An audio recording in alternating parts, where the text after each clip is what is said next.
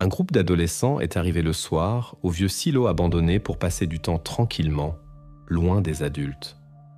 Mais leurs plans ont changé brusquement lorsque l'un des garçons a remarqué une trappe latérale ouverte. Il a regardé à l'intérieur et a immédiatement composé le 911. Le premier à arriver sur les lieux était l'officier Michael Thomas. Les adolescents lui ont montré la petite trappe, recouverte d'un verrou rouillé. Thomas a ouvert la porte, a éclairé avec sa lampe de poche et a vu un jeune homme immobile sur le sol en béton. À côté de lui se trouvait une vieille caisse métallique. Plus tard, lorsque les enquêteurs sont arrivés sur les lieux, l'identité du jeune homme a été presque immédiatement établie. Il s'agissait de Ryan Harris, qui était recherché sans succès dans toute Cheyenne depuis plusieurs semaines.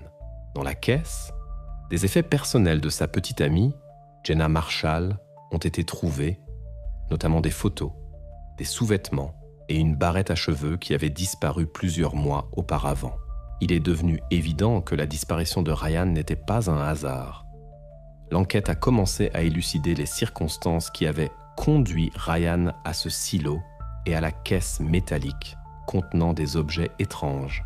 Bientôt, la police devrait découvrir qui avait amené Ryan ici et pourquoi.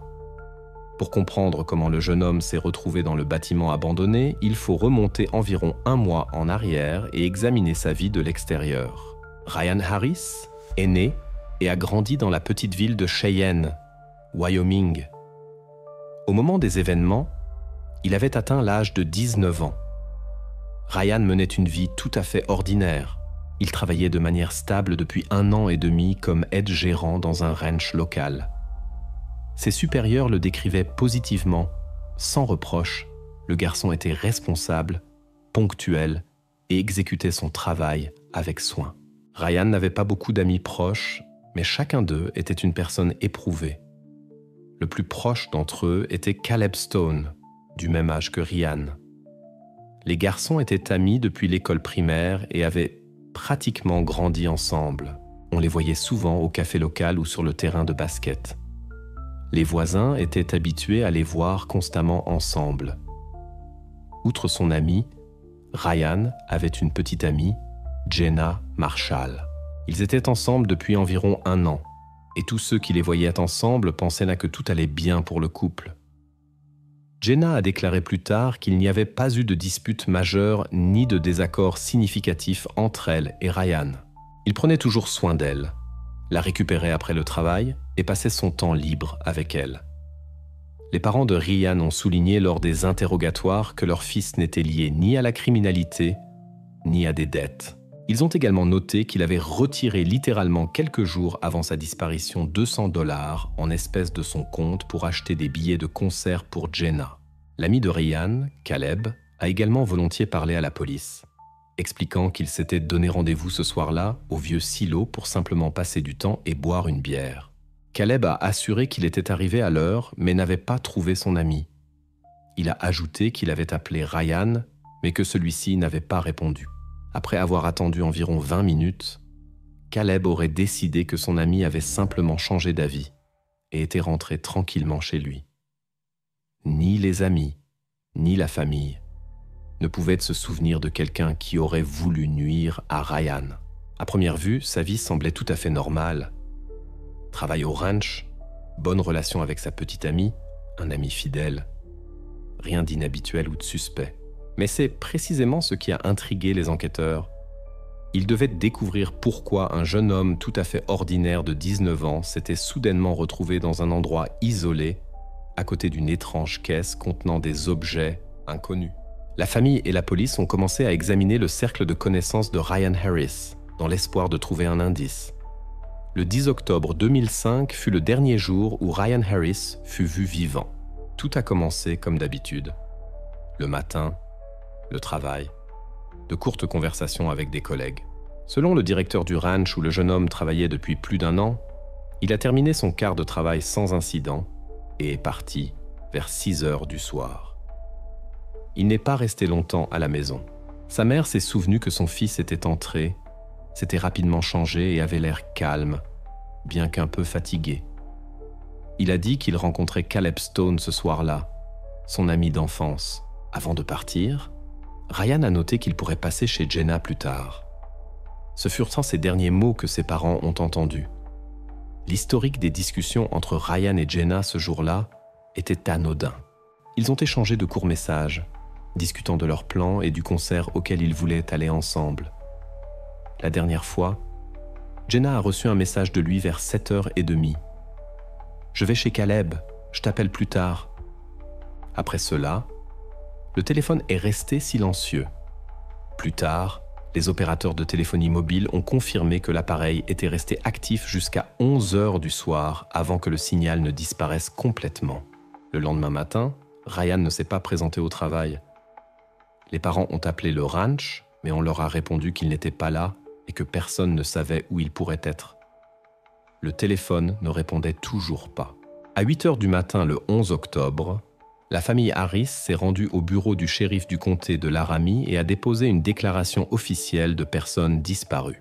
3 jours plus tard, le pick-up de Ryan a été retrouvé au bord d'un chemin de terre, Old Depot Road, à 20 miles de la ville. La voiture était garée droit, les portes étaient déverrouillées. À l'intérieur se trouvèrent des documents, des clés et un câble de chargement pour le téléphone. Aucune trace de lutte ou d'accident n'a été découverte. Pour les parents, c'était un signe alarmant. Ryan ne laissait jamais sa voiture sans raison. La recherche a commencé. Des volontaires, des voisins, des amis se sont joints à eux. Caleb a participé activement, aidant à accrocher des avis de recherche et ne quittant pas la famille de Ryan. Jenna est passée presque tous les jours, aidant à trier les appels et à vérifier les informations reçues. Mais les jours se sont transformés en semaines, et de plus en plus de gens comprenaient, l'histoire allait probablement mal se terminer. Le 4 novembre, tout a changé. Des adolescents ont décidé de passer la soirée au vieux silo en dehors de la ville. Ils ne savaient pas que Ryan s'était rendu précisément là. Lorsque l'un d'eux a remarqué la trappe entr'ouverte et a regardé à l'intérieur, ce qui allait plus tard être appelé l'affaire la plus étrange du comté de Laramie a commencé. Lorsque la police a reçu le rapport de disparition de Ryan Harris, la première étape a été de retrouver sa voiture. Dans de tels cas, le véhicule est le principal endroit pour rechercher des indices, car il indique généralement les itinéraires et les plans de la personne disparue. Toutes les patrouilles du comté ont immédiatement reçu un avis de recherche concernant le Ford Ranger argenté de Ryan. Au cours des 3 jours suivants, la police a reçu des dizaines de faux appels concernant un Ryan prétendument aperçu. La vérification de chaque appel a pris des heures et n'a rien donné. Le 13 octobre, une patrouille a remarqué le pick-up connu au bord du chemin de terre Old Depot Road, à environ 20 miles de Cheyenne. C'était un endroit inhabituel pour un jeune homme qui n'avait jamais conduit ici auparavant. La zone était déserte, entourée de champs, et les habitants utilisaient rarement cette route. La voiture était garée proprement. Les portes étaient verrouillées. Aucun dommage n'a été constaté. Une équipe d'enquête est arrivée sur les lieux. Les policiers ont examiné attentivement le véhicule et les environs. Aucune trace de lutte, de dommage ou de quelque chose de suspect n'a pu être trouvée. La voiture semblait avoir été laissée par son propriétaire qui s'était absenté pour un court instant et devait revenir bientôt. Cependant, en y regardant de plus près, il est devenu évident que la situation était tout sauf typique. À l'intérieur de la voiture, les clés étaient posées directement sur le siège du conducteur, ce qui semblait étrange. Personne ne laisse les clés ainsi. Sur le sol sous le siège passager, un câble de chargement a été trouvé, mais le téléphone lui-même n'était nulle part. Les enquêteurs ont noté cela comme un détail inhabituel, car Ryan était toujours joignable et ne se séparait généralement pas de son téléphone portable. Le principal indice a été trouvé dans la boîte à gants. Il y avait $200 en espèces, soigneusement maintenus par un élastique. La famille a confirmé que Ryan avait récemment retiré l'argent. Il voulait acheter des billets de concert pour Jenna. L'argent semblait intact, comme si Ryan avait l'intention de l'utiliser plus tard, mais l'avait laissé dans la voiture pour une raison quelconque. Les enquêteurs ont étendu le rayon d'enquête à 100 mètres, vérifiant les traces de pneus et de chaussures. Mais aucune trace supplémentaire n'a été trouvée.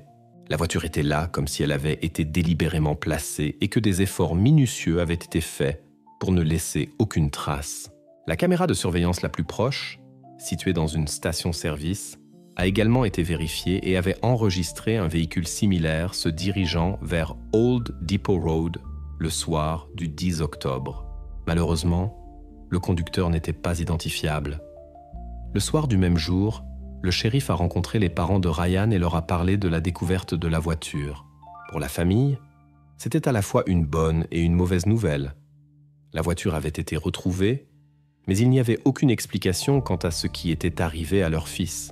La police s'est particulièrement intéressée au téléphone qui n'était pas dans la voiture et a commencé à préparer une demande au fournisseur de services mobiles pour localiser son dernier emplacement.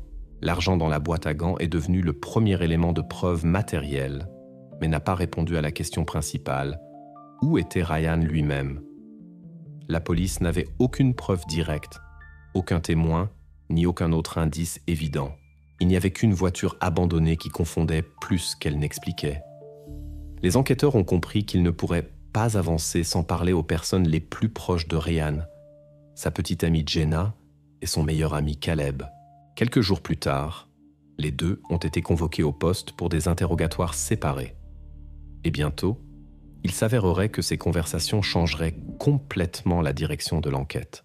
Après que la police eut parlé à Jenna Marshall et Caleb Stone, l'enquête a obtenu les premiers détails sur la personnalité de Ryan. Jenna le décrivit comme une personne calme, évitant les conflits et toute querelle. Les déclarations de Caleb étaient similaires, mais son incertitude concernant la dernière rencontre avec son ami a éveillé de légers soupçons chez les détectives. Pour l'instant, ce détail a été mis de côté pour être examiné plus en détail ultérieurement. Pendant que les détectives recueillaient des informations, l'attention s'est de nouveau portée sur l'argent trouvé dans la voiture de Ryan. 200 $ en espèces et la zone isolée où le véhicule a été découvert ont donné aux enquêteurs des raisons de supposer qu'il s'agissait d'une affaire illégale. Un jeune homme qui n'avait jamais eu de problème avec la loi auparavant aurait pu être accidentellement impliqué dans une telle situation. C'est précisément cette version que la police a décidé de vérifier en premier. Il était rapidement apparu qu'il y avait à Cheyenne une personne régulièrement mentionnée dans les rapports de police. Il s'agissait de Trevor Brooks, un dealer local bien connu des forces de l'ordre. Les détectives ont supposé que Ryan aurait pu le rencontrer ce soir-là. La version semblait logique et la police a décidé de parler directement à Brooks. Trevor a été convoqué au poste pour un entretien. Il est venu de lui-même, se comportant avec assurance, répondant calmement aux questions. Il a confirmé qu'il connaissait Ryan, mais seulement parce qu'ils vivaient dans le même quartier. Cependant, il a catégoriquement nié tout lien ou toute affaire.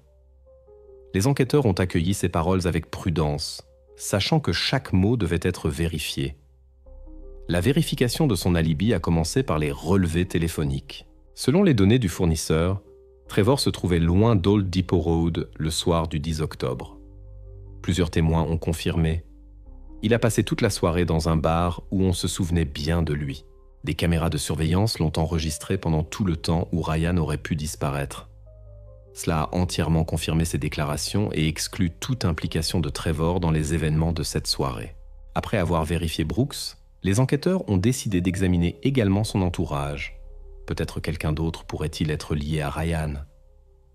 Cependant, aucun des proches du dealer interrogé ne connaissait personnellement le jeune homme. Dans une ville de cette taille, les gens se connaissent vite. Et l'absence de toute intersection a convaincu la police que cette version n'avait aucune base réelle. Le dernier argument prouvant que l'argent n'était pas lié à des activités illégales a été fourni par le relevé bancaire de Ryan. Selon les documents officiels, il avait retiré 200 $ quelques jours avant sa disparition. Les parents ont confirmé aux enquêteurs. Le garçon voulait acheter des billets de concert pour Jenna et avait préparé cet argent spécialement. Ainsi, la version sur la drogue, qui semblait prometteuse peu de temps auparavant, a définitivement perdu son sens. Une fois la version criminelle écartée, l'enquête a stagné. La police n'avait ni preuves évidentes, ni motifs, ni autre version. Les détectives ont décidé de revenir vers Caleb et Jenna, car ils comprenaient, la seule façon d'avancer était de vérifier le cercle le plus proche de Ryan. C'est alors qu'ils découvriraient que la raison de sa disparition était beaucoup plus proche qu'il n'y paraissait au premier abord.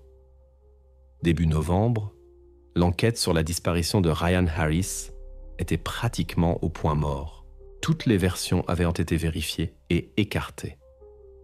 La police commençait à supposer que Ryan avait simplement quitté la ville de son plein gré, bien que la famille ait fermement nié cette possibilité. Ils continuèrent de rappeler qu'il avait retiré de l'argent à l'avance pour un cadeau pour Jenna et qu'il n'aurait pas pu partir aussi soudainement. La situation a changé le matin du 4 novembre 2005. À 10h47, le répartiteur du comté de Laramie a reçu un appel sur la ligne 911. Plusieurs jeunes tentaient d'expliquer qu'ils avaient découvert quelque chose d'effrayant près des vieux silos de l'entreprise Grinco. Ils parlèrent de manière confuse, se coupant constamment la parole. L'opérateur a immédiatement envoyé la patrouille la plus proche sur les lieux. Les bâtiments abandonnés se trouvaient à environ 500 mètres de la section d'Old Depot Road, où le pick-up de Ryan avait été retrouvé précédemment. Au début de l'enquête, la police a considéré cela comme une coïncidence et n'a pas accordé une attention particulière à l'objet. 22 minutes plus tard, une patrouille de police était déjà sur place. Les jeunes attendaient en silence sur la route et montraient aux agents arrivant une trappe latérale ouverte de l'un des silos. L'un des policiers a braqué sa lampe de poche à l'intérieur et s'est figé instantanément en comprenant la gravité de la découverte. Sur le sol en béton, au milieu de la poussière et des débris, gisait un jeune homme correspondant parfaitement à la description de Ryan Harris. À proximité immédiate de lui se trouvait une vieille caisse métallique, recouverte d'une couche de rouille. Les policiers en patrouille ont immédiatement appelé les techniciens de la scène de crime et les enquêteurs. En attendant leur arrivée, les agents ont décidé d'examiner la caisse trouvée. Ils l'ont ouverte avec précaution directement sur place et ont vu des objets personnels de Jenna Marshall, des barrettes à cheveux, des photos et plusieurs vêtements.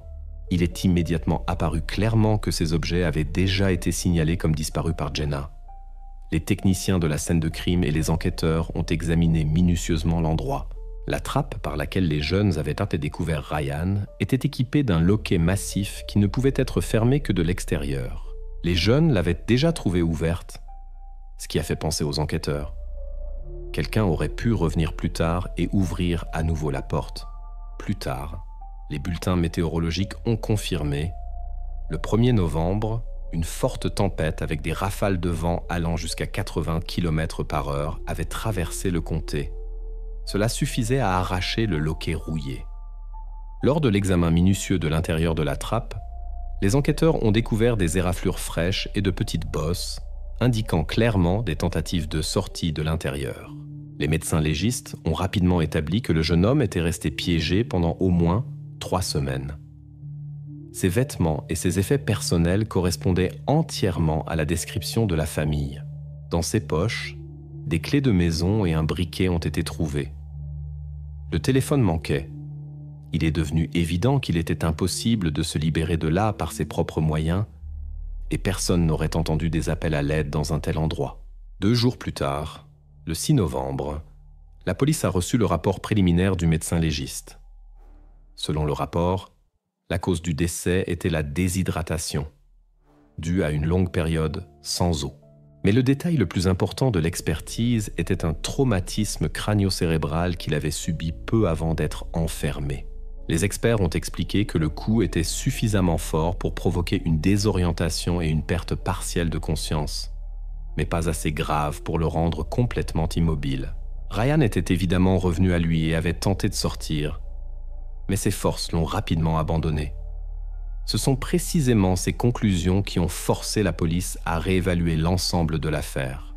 Désormais, la disparition de Ryan était officiellement enquêtée comme un crime prémédité. Les détectives du comté de Laramie se sont de nouveau concentrés sur les amis les plus proches du jeune homme, Jenna Marshall et Caleb Stone. Si auparavant ils n'étaient considérés que comme des témoins importants, l'enquête les percevait désormais différemment, comme des personnes susceptibles de cacher des détails importants. Après la découverte de Ryan dans le silo, les enquêteurs ont compris que la situation était bien plus grave qu'il n'y paraissait initialement.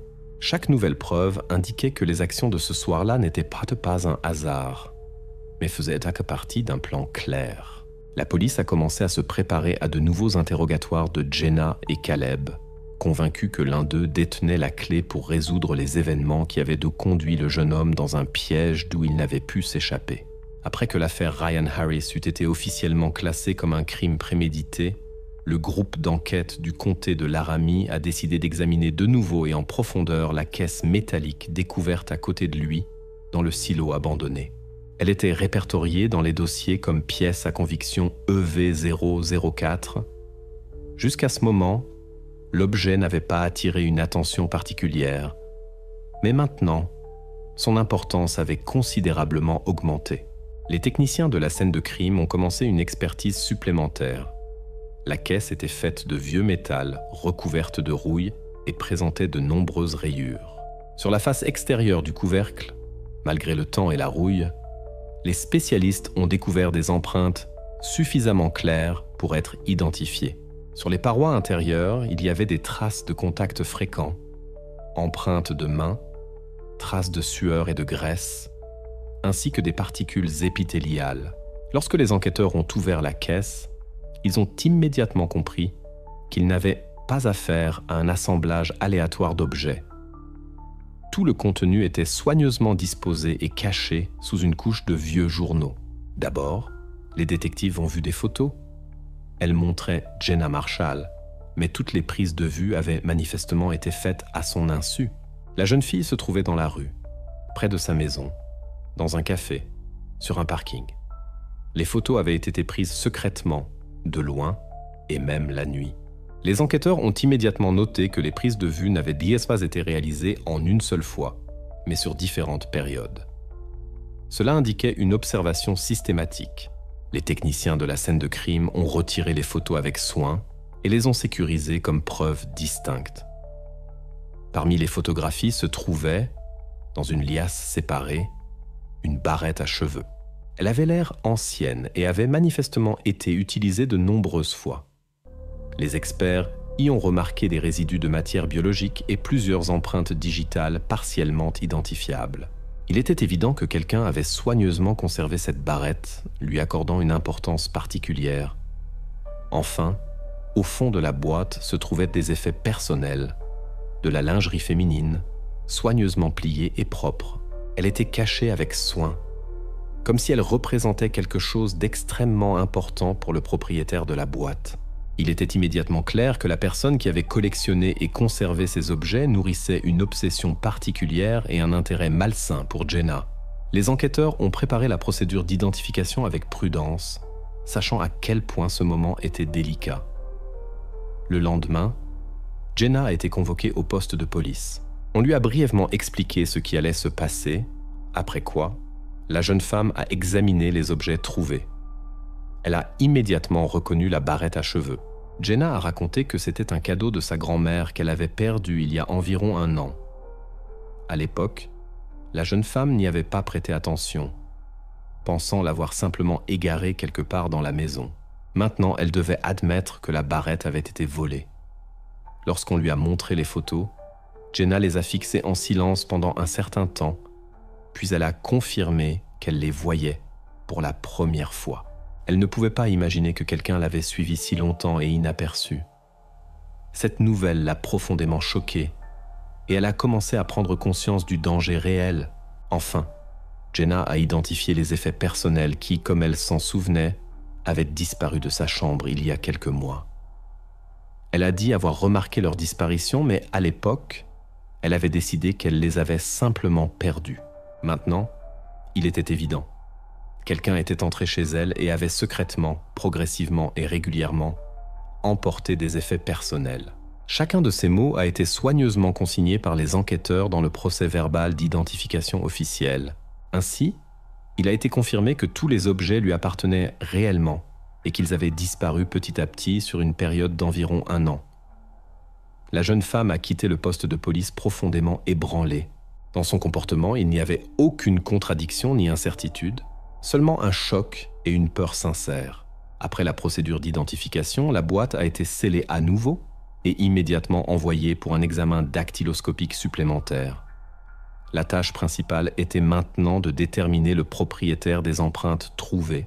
En premier lieu, les enquêteurs voulèrent les comparer avec les échantillons de Caleb Stone compte tenu de ses déclarations étranges et de son comportement lors des interrogatoires précédents. Mais tant que les résultats de l'analyse n'étaient pas disponibles, cela restait l'une des versions à vérifier. Ainsi, les détectives ne pouvaient pas encore affirmer de manière définitive à qui appartenait la boîte. Ils comprenaient seulement que la personne qui l'avait assemblée avait une obsession pathologique pour Jenna. C'est précisément cette découverte qui a incité le groupe d'enquête à prendre la décision de préparer d'urgence une perquisition au domicile de Caleb Stone. Les détectives s'attendaient à ce que, si leur version était juste, des objets similaires ou d'autres preuves aient pu être conservés chez lui également. Il n'y avait cependant pas encore de certitude que les empreintes sur la boîte correspondraient exactement à celles de Caleb. Plus tard, les enquêteurs ont établi que Caleb avait travaillé à l'entrepôt de Granco pendant l'été et avait accès à ses silos. Il avait choisi cet endroit parce qu'il le considérait comme abandonné et sûr. L'enquête approchait maintenant de son point crucial, la vérification du principal suspect et de son entourage immédiat. La prochaine étape de l'enquête visait précisément à trouver des preuves irréfutables et à établir définitivement qui avait vraiment suivi Jenna et quelle relation cette personne pourrait avoir avec le destin de Ryan Harris. Quelques jours après que Jenna Marshall ait identifié les effets personnels, les enquêteurs ont reçu le rapport détaillé du laboratoire de criminalistique du comté de Laramie. Il s'agissait d'un document clé qui pouvait enfin apporter des réponses importantes à l'enquête. Les experts ont commencé par examiner le conteneur métallique trouvé à côté de Ryan Harris dans le silo abandonné. Les criminalistes ont traité le conteneur avec soin à l'aide d'une poudre spéciale, après quoi ils ont découvert et sécurisé 19 empreintes digitales. Certaines traces étaient floues et indistinctes. D'autres étaient parfaitement conservées et permettaient une identification facile du propriétaire. Sur la face extérieure du couvercle, des empreintes plates et maculées ont été trouvées. Après comparaison avec les échantillons, il s'est avéré qu'elles provenaient de Ryan Harris. Selon l'estimation des experts, Ryan a probablement tenu le conteneur brièvement dans ses mains lorsqu'il l'a trouvé et ouvert pour la première fois. La superficialité et le flou des empreintes ont confirmé cette théorie. Le contact a été court et unique. Cependant, des traces bien plus importantes ont été trouvées à l'intérieur du conteneur, sur la face intérieure du couvercle, sur les côtés et au fond. Ces empreintes se caractérisaient par une clarté et une fréquence particulières. Les experts ont conclu avec certitude qu'une seule et même personne avait utilisé ce conteneur régulièrement et pendant une longue période. Les empreintes digitales à l'intérieur appartenaient à Caleb Stone, ce qui a été confirmé par la comparaison avec les échantillons prélevés lors de ses premiers interrogatoires. Grâce à l'agencement des traces, les criminalistes ont pu décrire les habitudes du propriétaire. Le conteneur était ouvert avec précaution à deux mains, le contenu était souvent et délicatement retiré, déplacé et examiné plusieurs fois. Les empreintes se superposaient, ce qui montrait un contact régulier et systématique. Cela indiquait que les objets qui y étaient conservés avaient une valeur particulière pour le propriétaire. Une fois le rapport de laboratoire présenté aux enquêteurs, le chef du groupe a officiellement déclaré à ses collègues qu'ils avaient maintenant un lien irréfutable entre Caleb Stone, le conteneur et les effets personnels de Jenna Marshall. Ainsi, l'enquête avait réussi pour la première fois à obtenir une preuve matérielle fiable qui reliait Caleb à la pièce à conviction clé. Ces conclusions ont contraint les enquêteurs à revoir les versions initiales. Caleb avait auparavant insisté sur la version de la jalousie, mais les nouveaux faits prouvaient un motif complètement différent. L'enquête s'est désormais concentrée sur la version selon laquelle Caleb avait suivi Jenna pendant une longue période, en collectant secrètement ses effets personnels et ses photos. Ryan, qui a découvert ce secret par hasard, a plongé Caleb dans une situation de panique. C'est pourquoi il a pris la décision fatale de cacher ses actes à tout prix. Ainsi, l'affaire, qui avait commencé par une disparition mystérieuse, s'est transformée en une enquête sur un harcèlement de plusieurs mois qui s'est terminé par une fin tragique. Le rapport dactyloscopique est devenu le point de départ pour prouver le véritable motif, une obsession maladive, et non une jalousie banale, comme on l'avait d'abord cru. Les enquêteurs ont maintenant pris la décision définitive de préparer et de mener une perquisition autorisée au domicile de Caleb Stone. C'est précisément là qu'ils s'attendaient à trouver des preuves supplémentaires qui confirmeraient que le conteneur trouvé était loin d'être la seule cachette que le suspect utilisait pour ses collections secrètes.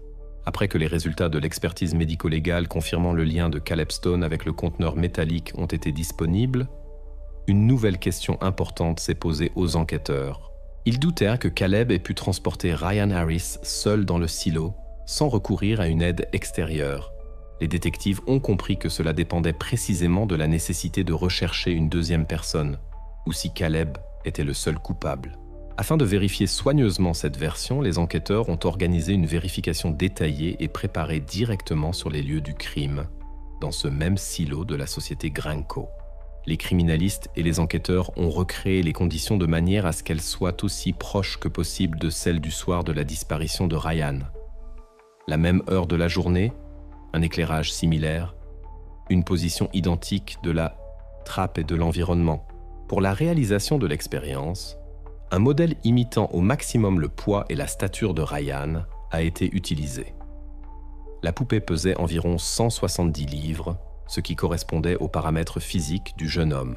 Une telle construction a permis aux experts d'évaluer avec précision l'effort et la maniabilité nécessaires pour introduire l'objet.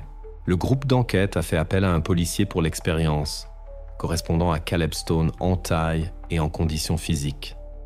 Il devait essayer de transporter la poupée seule dans l'étroite trappe du silo. Les experts et les criminalistes ont observé attentivement chacune de ces tentatives, notant le temps et l'effort. Les premières tentatives ont suscité des doutes chez les enquêteurs. L'agent a essayé d'introduire l'objet en le prenant à deux mains, mais le corps ne passait pas par la trappe et est resté bloqué plusieurs fois sur le bord. Il semblait qu'il était physiquement extrêmement difficile pour une seule personne de le faire. Les enquêteurs ont commencé à envisager la possibilité de la présence d'une autre personne. La première expérience a échoué. La poupée-corps est restée coincée dans l'ouverture. L'un des experts a suggéré de changer l'angle, et ce n'est qu'après plusieurs tentatives infructueuses que l'expérience a réussi. Il a modifié l'angle de préhension de la poupée, l'a soulevée par l'épaule et a introduit le corps sous un angle différent dans l'ouverture. Cette tentative a été couronnée de succès. La poupée a glissé dans la trappe sans difficulté notable, et les répétitions ultérieures de l'expérience ont confirmé, avec la bonne approche et la connaissance de la position, un homme adulte est capable de réaliser une telle action seul. Les spécialistes ont enregistré chaque étape de la vérification en vidéo et dans des procès-verbaux.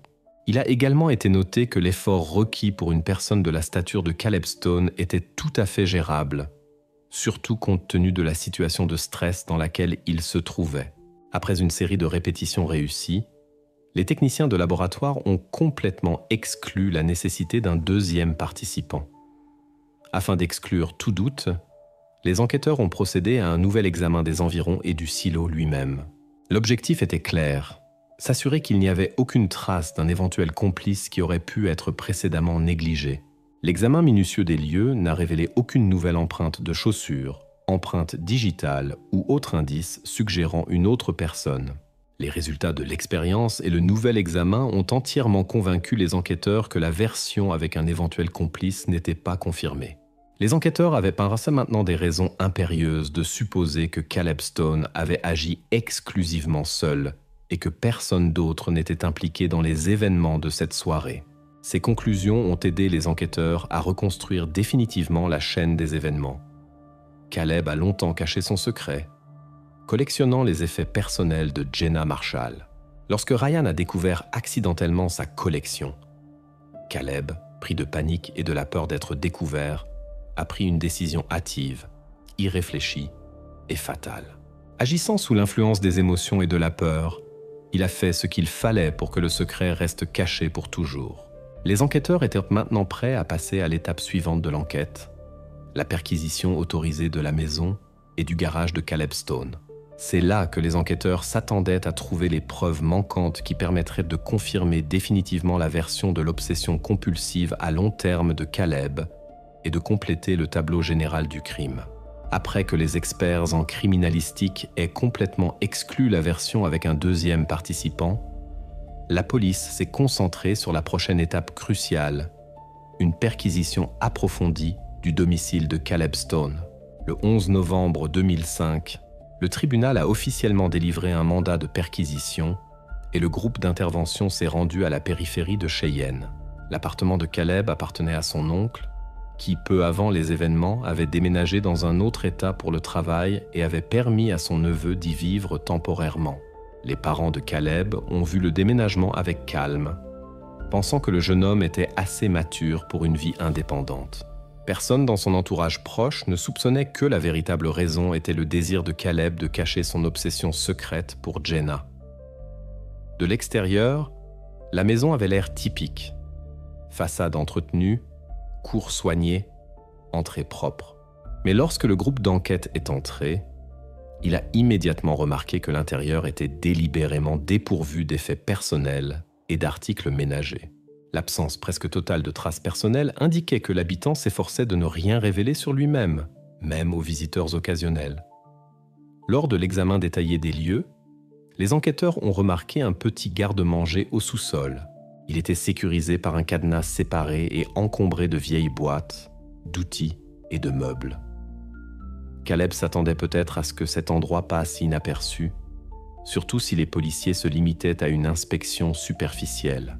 Les enquêteurs ont cependant décidé de vérifier minutieusement chaque pièce et chaque endroit caché de la maison. Après avoir forcé la serrure, les policiers ont découvert dans le garde-manger une petite table de travail et un ordinateur obsolète. Dans l'un des tiroirs, sécurisé par un cadenas séparé, ont été trouvés le journal intime de Caleb, plusieurs cahiers et un album photo soigneusement plié. Ces matériaux ont été immédiatement saisis et transmis pour une analyse détaillée. L'accès aux fichiers s'est avéré difficile. Une partie des données avait été supprimée et la récupération a duré près d'une semaine. Les experts en forensique informatique n'ont pu récupérer qu'environ 70% des images. Les fichiers trouvés ont confirmé les pires craintes de la police. Un dossier séparé sur le disque dur contenait plus de 400 photos de Jenna Marshall, prises secrètement à longue distance avec un téléobjectif professionnel.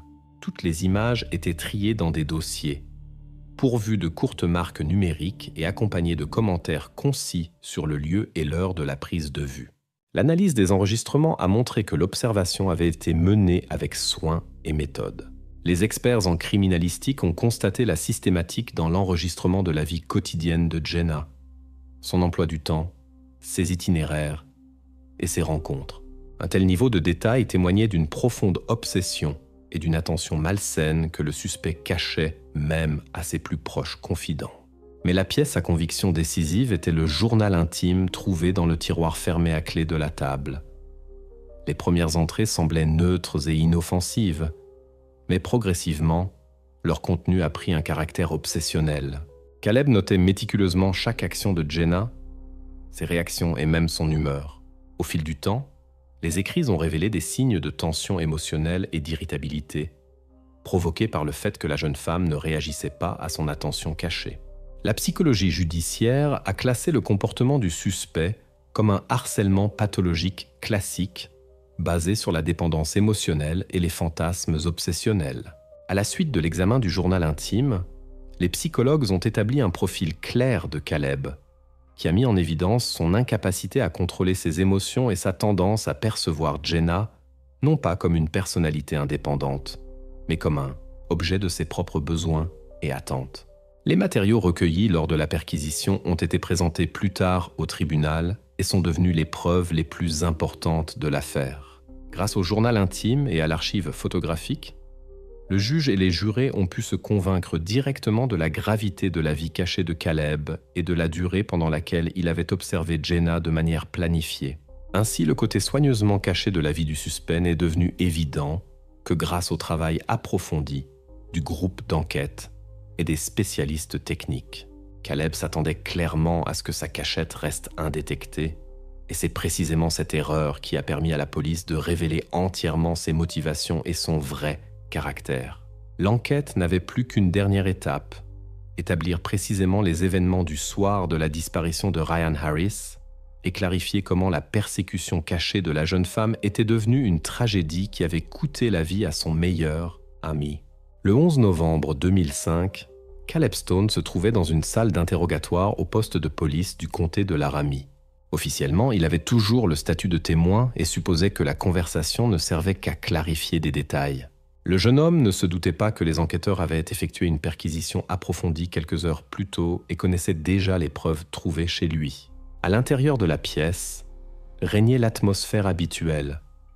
Une table, quelques chaises, un magnétophone pour enregistrer la conversation et un miroir sans teint. Caleb est entré avec assurance, calme en apparence et complètement convaincu de contrôler la situation. L'enquêteur a commencé la conversation par des questions générales pour donner à Caleb la possibilité de se détendre et de présenter sa propre version des événements. Le suspect a de nouveau raconté en détail que le soir de la disparition de Ryan Harris, il avait prévu un rendez-vous avec lui près des vieux silos, mais que son ami ne s'était prétendument jamais présenté. Il a répété cette version presque mot pour mot, comme s'il l'avait apprise par cœur. L'enquêteur ne l'a pas interrompu et a écouté attentivement chaque mot avant d'ouvrir prudemment le dossier contenant les preuves. La première preuve était le relevé de SMS provenant de l'opérateur de téléphonie mobile. Il y était clairement enregistré le message de Caleb à Ryan le jour de la disparition, avec l'indication du point de rendez-vous exact à côté des silos. L'enquêteur a lu attentivement le texte du message et l'heure d'envoi avant de poser une question clarifiante à Caleb. Le jeune homme a hésité un instant, puis a répété avec difficulté que Ryan n'était pas venu. Sa voix trahissait déjà une agitation cachée. Puis, les résultats de l'examen dactyloscopique du conteneur métallique ont été posés sur la table devant le suspect. L'enquêteur a présenté des photos des empreintes trouvées à l'intérieur du conteneur et qui correspondaient entièrement aux échantillons de Caleb Stone. Le suspect est resté silencieux pendant longtemps, observant attentivement les images et essayant manifestement de trouver les bons mots. Finalement, il a simplement baissé les yeux et n'a rien dit. L'étape suivante a été les photos de Jenna Marshall provenant des fichiers récupérés de l'ordinateur. Les enquêteurs avaient imprimé ces images à l'avance et les ont soigneusement étalées devant le suspect. L'enquêteur a brièvement expliqué que ce n'était qu'une petite partie de plus de 400 photos que Caleb avait stockées sur son ordinateur. Le jeune homme a immédiatement changé de couleur, a commencé à éviter le regard de l'enquêteur, avant de demander brusquement et brièvement un avocat. Une fois cette demande formulée, l'enquêteur a immédiatement mis fin à la conversation. La procédure exigeait de mettre fin à l'interrogatoire dès que le témoin exprimait le souhait de bénéficier d'une assistance juridique. À ce moment, le statut de Caleb Stone a été officiellement modifié, passant de témoin à suspect dans l'affaire de meurtre prémédité et de harcèlement à long terme. En quittant la pièce, le jeune homme a gardé son calme en apparence. Les enquêteurs, observant son comportement à travers le miroir sans teint, ont cependant remarqué un tremblement dans ses mains et une tension générale.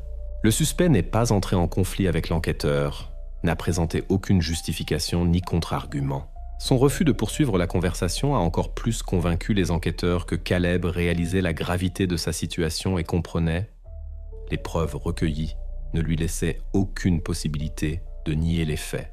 Après l'interrogatoire, Caleb Stone a été arrêté et placé en détention provisoire.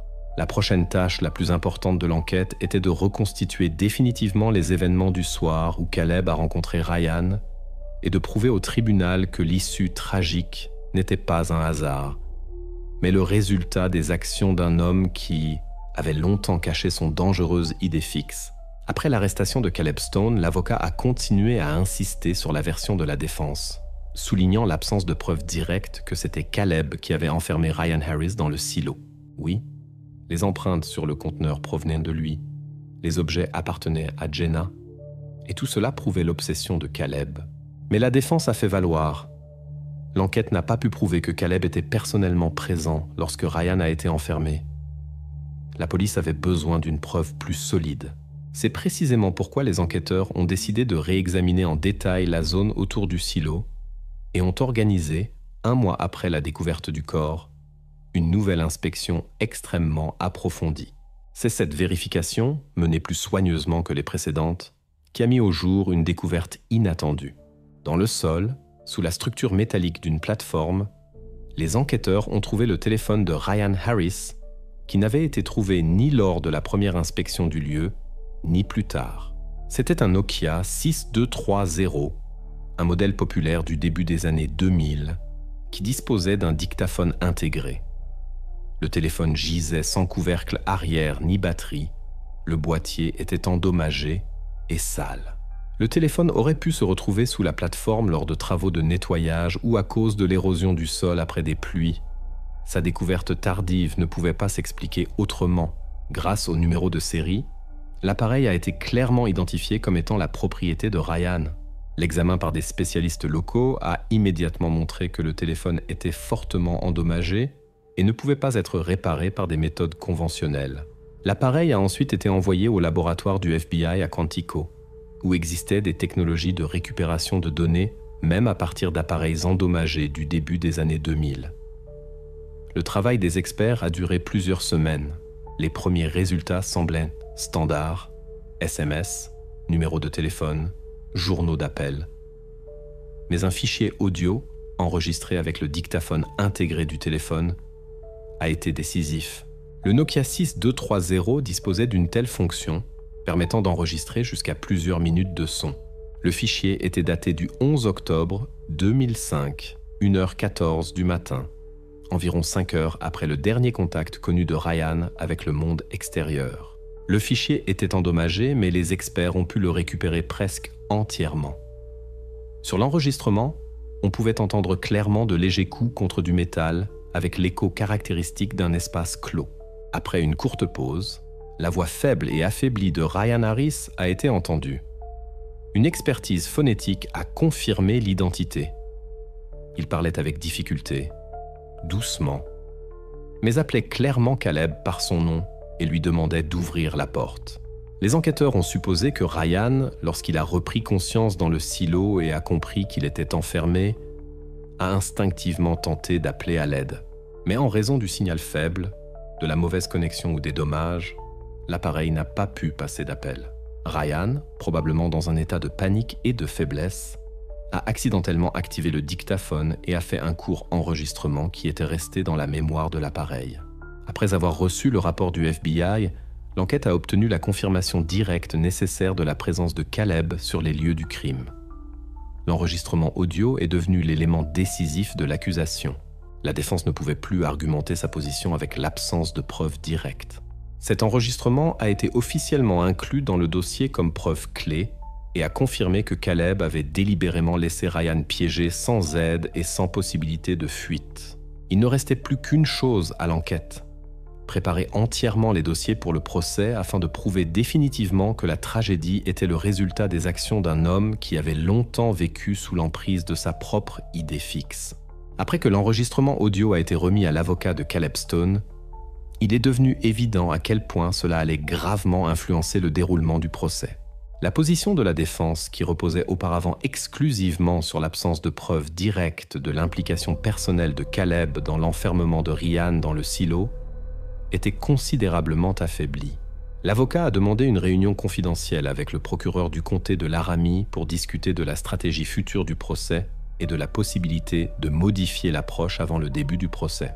Lors de cette réunion, le procureur a présenté à l'avocat le tableau général de l'affaire, soulignant directement que la voix de Ryan sur l'enregistrement, adressée spécifiquement à Caleb, ne laissait pratiquement aucune marge de manœuvre à la défense. Au cours de la conversation, il est devenu évident que la défense ne pourrait plus maintenir sa ligne de conduite précédente devant le tribunal et serait contrainte de chercher une stratégie alternative. Peu après cette réunion, l'avocat a rendu visite à Caleb à la prison du comté. Cette conversation a été longue et tendue.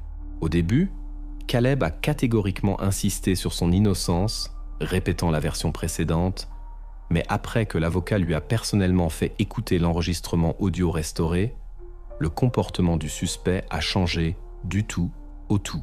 Il était manifestement stupéfait et ne s'attendait pas à ce que sa présence et son rôle soient si clairement documentés.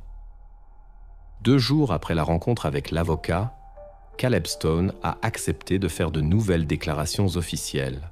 Lors d'un interrogatoire spécial en présence de son avocat et des enquêteurs, il a présenté pour la première fois en détail et de manière exhaustive sa propre version des événements. Caleb a confirmé qu'il avait effectivement un rendez-vous avec Ryan ce soir-là près des vieux silos pour boire un verre et discuter.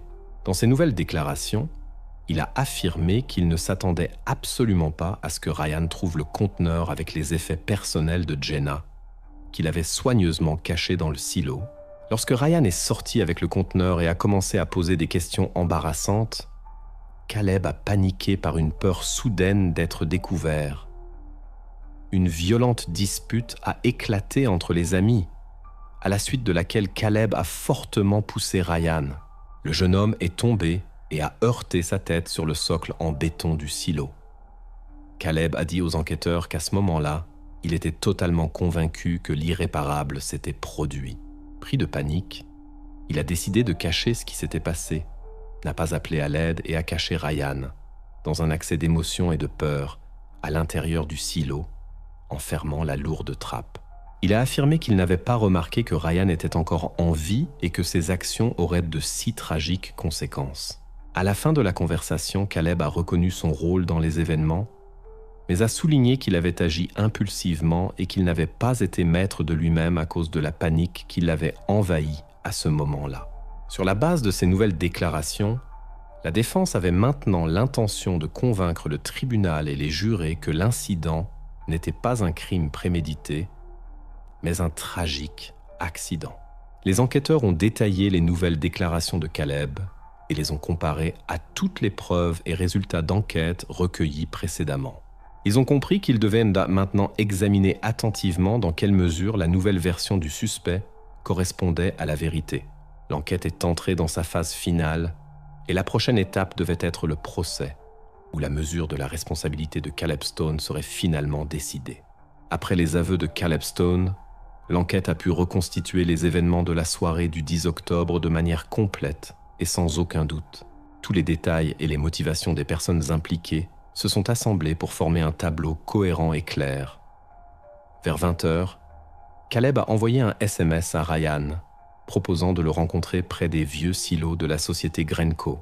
Au début, il semblait étrange que deux amis proches choisissent un endroit aussi isolé et incommode pour une conversation, mais l'explication de Caleb a clarifié la situation.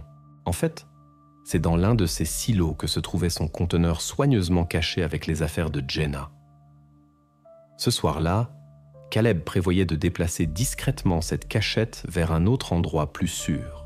En fixant un rendez-vous à proximité, il comptait parler rapidement avec son ami et terminer tranquillement son projet après le départ de Ryan. Vers 20h15, Ryan est arrivé le premier. En attendant Caleb, la trappe latérale de l'un des silos a attiré son attention. Normalement, la porte était toujours fermée par un lourd loquet rouillé, mais ce soir-là, la trappe était légèrement ouverte. Comme Caleb l'a expliqué plus tard, il était passé quelques heures plus tôt pour vérifier le conteneur et n'avait pas fermé la porte assez fermement à la hâte. Il était sûr que personne ne regarderait par hasard dans un vieux silo sale. Ryan a cependant remarqué la porte entr'ouverte et a décidé de voir ce qu'il y avait à l'intérieur. En ouvrant complètement la trappe, il a immédiatement remarqué la boîte métallique. Il a éclairé l'intérieur avec l'écran de son téléphone, a vu les effets personnels de Jenna et a immédiatement compris que ce conteneur appartenait à Caleb. C'est à ce moment précis que Caleb est également arrivé en voiture. Caleb a dit plus tard aux enquêteurs qu'il avait été très choqué de voir son ami avec la boîte. Le conflit s'est développé littéralement en quelques secondes. Ryan a exigé des explications et Caleb, ressentant une anxiété et une peur grandissante d'être découvert, a tenté de reprendre le conteneur. Il y a eu une courte altercation et Caleb a violemment poussé Ryan. Ce dernier a perdu l'équilibre et, en tombant, a violemment heurté sa tête sur la dalle de béton devant le silo. Caleb a affirmé qu'à ce moment-là, il était convaincu du pire. Dans la panique qui l'a envahi, il a pris la décision impulsive et irréfléchie de cacher ce qui s'était passé. Il a fait entrer Ryan par la même trappe à l'intérieur du silo, a jeté le conteneur derrière lui et a refermé avec difficulté le lourd loquet métallique. Dans son état d'agitation extrême, il n'a même pas remarqué que le téléphone de Ryan était tombé sur le sol à côté de la porte. Comme l'a montré l'enquête médico-légale plus tard, Ryan était probablement en vie et a tenté de sortir pendant un certain temps, mais le loquet métallique ne pouvait être ouvert que de l'extérieur. De nombreuses traces de tentatives d'évasion ont été trouvées à l'intérieur de la porte du silo. La porte est restée fermement fermée tout le temps de la recherche de Ryan. Mais le soir du 1er novembre, quelques jours seulement avant que les jeunes ne trouvent le silo, une forte tempête d'automne a balayé le comté. Le vent et la pluie ont gravement endommagé les fixations rouillées du loquet et la trappe s'est légèrement ouverte d'elle-même. C'est précisément dans cet état, légèrement ouverte, que les jeunes l'ont trouvée le 4 novembre. Tous les détails des déclarations de Caleb ont été confirmés par les résultats de l'expérience d'enquête et les expertises, de l'heure d'envoi du message et de l'enregistrement du fichier audio à la possibilité de déplacer physiquement une personne inconsciente à l'intérieur du silo. Cette reconstitution est devenue la version officielle de l'enquête, expliquant logiquement toutes les bizarreries et incohérences du tableau initial de l'incident. L'enquête est maintenant entrée dans sa phase finale, le procès, au cours duquel les jurés devaient prendre une décision finale sur l'étendue de la culpabilité de Caleb Stone dans les événements de cette nuit fatidique. Juillet 2006. De nombreuses personnes s'étaient rassemblées dans la salle du tribunal de district de Laramie, journalistes, parents et amis, de simples résidents que cette affaire avait profondément émus. Le procès de Caleb Stone est devenu l'un des événements les plus sensationnels de ces dernières années. Les jurés avaient une tâche difficile. Ils devaient décider si les actions de Caleb étaient une erreur tragique ou un crime délibéré, motivé par l'indifférence au sort de son ami. Le procureur a été le premier à prendre la parole devant le tribunal. Il a raconté calmement et avec assurance comment les événements de cette soirée d'octobre s'étaient déroulés, attirant l'attention des jurés sur chaque détail. Le procureur a souligné qu'après la chute de son ami, Caleb n'avait pas appelé d'ambulance, n'avait pas informé la police, mais avait pris des mesures concrètes pour effacer les traces de l'incident. Il a expliqué que c'était précisément cette omission qui, selon l'accusation, démontrait l'indifférence totale de Caleb au destin possible de Ryan. Un moment particulièrement significatif du procès a été le témoignage de Jenna Marshall. Dans la salle d'audience, on lui a présenté les objets du conteneur métallique. Jenna a difficilement reconnu chaque objet, notant qu'elle n'avait jamais su que ses effets personnels pouvaient faire partie de l'obsession morbide de quelqu'un d'autre. À un moment donné, la jeune fille n'a pas pu retenir ses émotions. Les larmes de Jenna, sa voix tremblante d'excitation, ont fait une forte impression sur toutes les personnes présentes. Ensuite, le médecin légiste s'est présenté devant les jurés. Son témoignage était extrêmement important pour la compréhension des événements. Il a expliqué que la blessure subie par Ryan lors de la chute n'était pas la cause immédiate de la mort. Selon les données médicales, le jeune homme est resté en vie assez longtemps. La principale cause de décès était la déshydratation dans l'espace clos du silo. Des traces à l'intérieur de la porte montraient également clairement que Ryan avait repris conscience et avait fait des tentatives répétées pour sortir. Après l'expertise du médecin légiste, le procureur a diffusé l'enregistrement audio restauré du téléphone de Ryan. Une voix faible a retenti dans la salle, disant clairement les mots « Caleb, ouvre ». Au moment de cet enregistrement, Caleb avait déjà quitté les lieux et ne pouvait physiquement pas entendre la demande de son ami. Caleb lui-même a affirmé qu'après la chute, il était totalement convaincu que Ryan était mort immédiatement. C'est précisément pour cette raison, selon ses dires, qu'il n'avait pas appelé à l'aide, mais avait décidé de cacher ce qui s'était passé. La défense a insisté sur le fait que les actions de Caleb avaient été provoquées par la panique et le choc. L'avocat a expliqué aux jurés qu'à ce moment-là, Caleb n'avait pas été en mesure d'évaluer objectivement la situation. Il a demandé au tribunal de considérer ce qui s'était passé comme un tragique accident et une erreur irréfléchie d'un jeune homme, et non comme un crime prémédité. Les jurés, cependant, n'ont pas seulement pris en compte les explications émotionnelles de l'avocat, mais aussi les faits juridiques. Selon la loi, Caleb était tenu de porter assistance et de signaler immédiatement l'incident aux autorités, même s'il croyait son ami mort. Au lieu de cela, il a délibérément laissé Ryan dans le silo, a fermé le lourd loquet, lui enlevant toute chance de survie s'il était encore en vie. C'est précisément ce fait qui a été décisif lors des délibérations des jurés. Les jurés n'ont pas pu s'entendre sur une opinion unanime pendant longtemps. Les premières heures de délibération ont été houleuses, une partie considérant ce qui s'était passé comme un accident. Après plusieurs heures de délibération, les jurés ont rendu un verdict unanime. Caleb Stone est coupable de meurtre au second degré, un crime commis sans préméditation, mais avec une indifférence évidente et totale envers la vie d'une autre personne. Lors de la prononciation du verdict, le juge a souligné la gravité des conséquences des actions de l'accusé et a prononcé une peine d'emprisonnement à perpétuité avec la possibilité de demander une libération conditionnelle après 25 ans.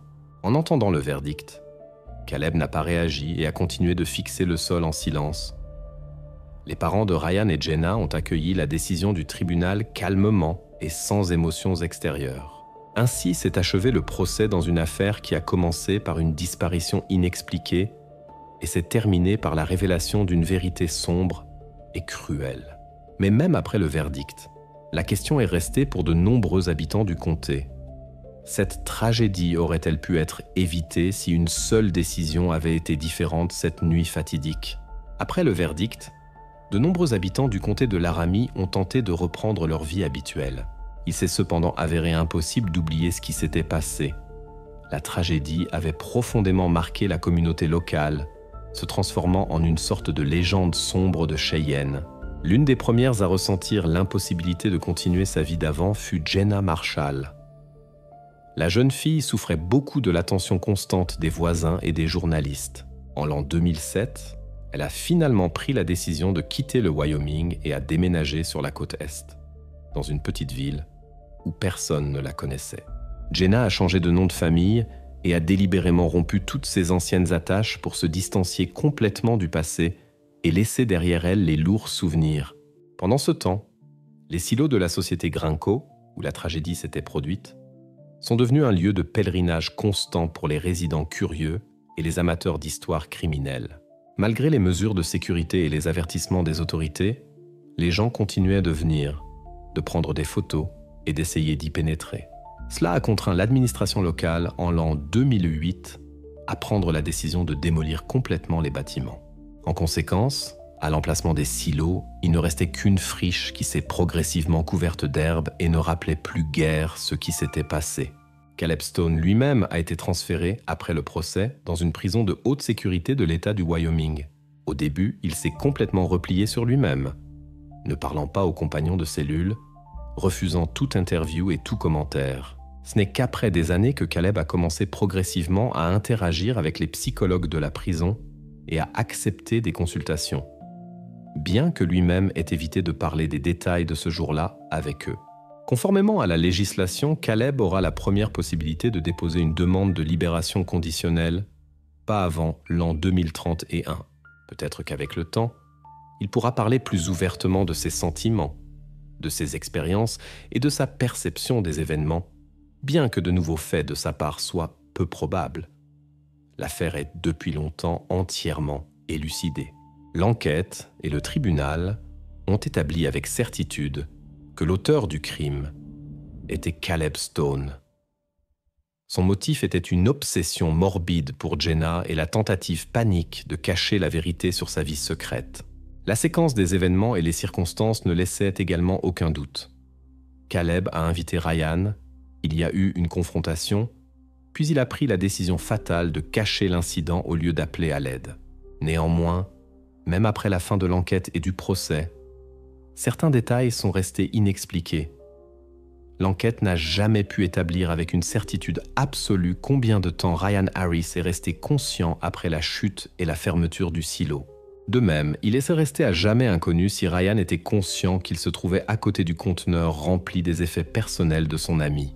Ces moments sont restés des énigmes non résolues et ont constamment suscité des discussions parmi ceux qui connaissaient cette histoire. Ils sont devenus une sorte de rappel que même l'enquête la plus minutieuse ne peut répondre à toutes les questions et que certains secrets resteront à jamais sans réponse. Maintenant, cette affaire fait partie de l'histoire criminelle du comté de Laramie et rappelle aux habitants à quel point l'obsession et le désir de cacher la vérité peuvent facilement détruire non seulement la vie de ceux qui sont directement impliqués, mais aussi celle de nombreuses autres personnes autour.